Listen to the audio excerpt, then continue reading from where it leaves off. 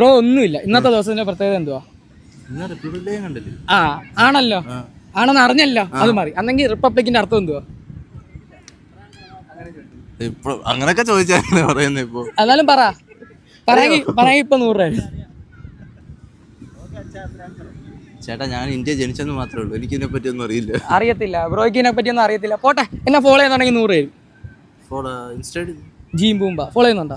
Follow ആയിട്ടില്ല, മിസ്സായിട്ട്. അപ്പൊ follow ആക്കി വെച്ചാൽ അടുത്ത പ്രാവശ്യം കാണുമ്പോൾ എന്തായാലും ഗിഫ്റ്റ് വേണം കേട്ടോ. ഇന്ത്യക്ക് പ്രസിഡന്റ് ഉള്ളതുകൊണ്ടല്ലേ റിപ്പബ്ലിക് ആയത്. അത് നല്ലൊരു ഇതാണ്, പക്ഷേ റോങ് ആൻസർ കേട്ടോ. കോൺസ്റ്റിറ്റ്യൂഷൻ കൊണ്ടുവന്നല്ലേ? അല്ല, ഡോക്ടർ അംബേദ്കർ എഴുതി തന്നതാ, നേടി തന്നതാ. അത് തന്നെയാണ് ഉദ്ദേശിക്കുന്നത്.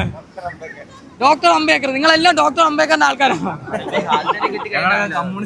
കമ്മ്യൂണിസ്റ്റുകാരാണ്.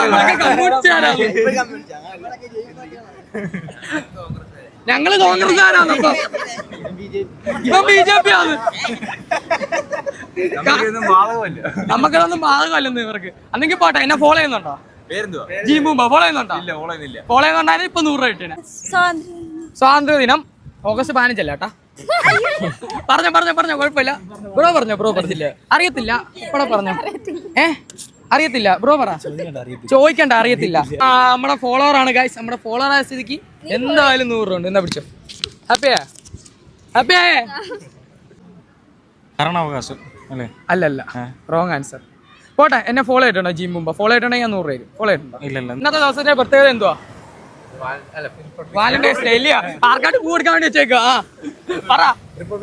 റിപ്പബ്ലിക് ദിനം ഇല്ല. അങ്ങനെയാണെങ്കിൽ റിപ്പബ്ലിക്കിന്റെ അർത്ഥം എന്തുവാ പറയാമെങ്കിൽ ഇപ്പൊ ഞാൻ 100 തരും.